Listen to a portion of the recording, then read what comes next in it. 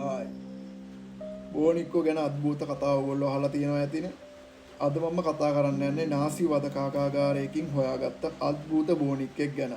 ඔයාලට බෝනික්කෝ ගැන තියෙන්නේ හරිම සෞම්‍ය ආකල්පයක් කියන්න මම දන්නවා. හැබැයි අද අපි මේ කියන කතාවේ බෝනික්කා ගැන නම් ඔයාට එහෙම හිතෙන එකක් නැහැ. 90 දශකයේ කෙනෙක් නම් ඔයා පොත් කියවන්න පොඩි හරි කැමැත්තක් තිබුණ කෙනෙක් නම් අනිවාර්යයෙන්ම ඔයාට මුණ ගැහිලා ඇති අද්භූත බෝනික්කාගේ වීරුව කියන පොත. ඒ පොත කියවුවම නම් බෝනික්කෝ ගැන තියෙන ආදරේ එහෙම් පිටින්ම නැවතුණා නේද? ඇනබෙල් බෝනික්කා, රොබොට් ඩොල්, ලේටර් ඩොල් වගේ බය හිතෙන බෝනික්කෝ ගැන නම් ඔයාලා අහලා ඇති. හැබැයි අද මම කතා කරන්න යන්නේ අන්න ඒ වගේම බය හිතෙන බෝනික්කෙක් ගැන. ඒත් මේ කතාව ඔයා මීට කලින් නම් අහලා නැහැ. ඒක ෂුවර්. ප්‍රේඩින් කෞතුකාගාරයේ තියෙන ලේසියෙන් විදින්න බැරි වීදුරු කුටියක දම්වැල් දාලා හිර කරපු බෝනික් ඉන්නවා කිව්වොත් ඔයාලට ඒක විශ්වාස කරන්න පුළුවන්ද? බෝනික්කෙක් කිව්වට බෝනික්කාගේ හිස කොටස තමයි මේ විදියට වීදුරු පෙට්ටියක හිර කරලා කෞතුකාගාරයේ තැන්පත් කරලා තියෙන්නේ. ප්‍රීස් මිස්ටර් ප්‍රීස් කියන්නේ අපේ කතාවේ කතානායකයා. ඒ කියන්නේ අපේ මේ බෝනික්කාගේ නම මිස්ටර් ප්‍රීස්. එක්සත් රාජධානියේ ඉන්න මයිකල් ඩයමන්ඩ් කියන අద్භූත වස්තු එකතු කරන පුද්ගලයාට තමයි මේ බෝනික්කාව ලැබිලා තියෙන්නේ. ඒ යුද හමුදා කඳවුරක තිබිලා.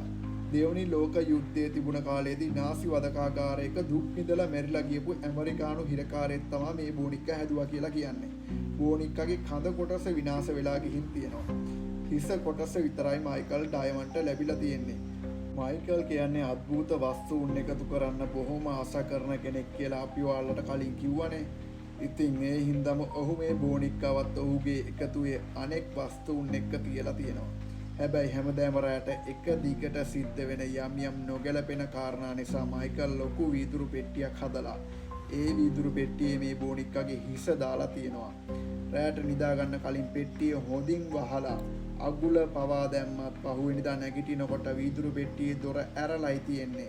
මේ සිදුවීම පැහැදිලි කරගන්න ඕන නිසාම සැප්තැම්බර් මාසේ එක දවසක මයිකල් රෑ නිදා ගන්න කලින් ඔහුගේ කුඩා වීඩියෝ කැමරාව ක්‍රියාත්මක කරලා වීදුරු පෙට්ටිය ඉස්සරහින් තියනවා.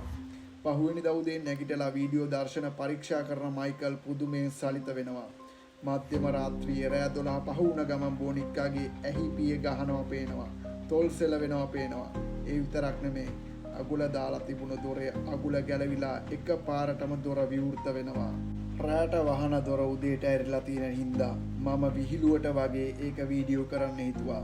ඒත් මේ සිදුවෙන දේ දැක්කාම මට හිතා ගන්න බෑ. මේ සිදුවීම ගැන මාධ්‍යට මයිකල් කියන්නේ අන්න එහෙම දෙයක්. මේ සිදුවීමෙන් පස්සේ බෝනික්කා හිටපු වීදුරු කුටිය වටේ දම්වැල් දාලා තදින් බදින්න මයිකල් කටයුතු කරනවා.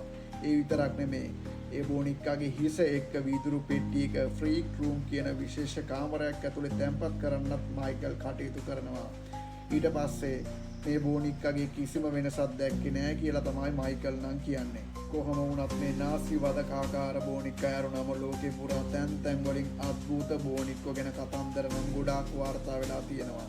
ඒ නිසා මේ බෝනික්කන්ගේ අද්භූත කතන්දර හිතලෝ කියලා බැහැර කරන්නත් අපිට බැහැ. ආයෙ දවසක හම්බෙමු. See you. ෆලෝ කරන්න.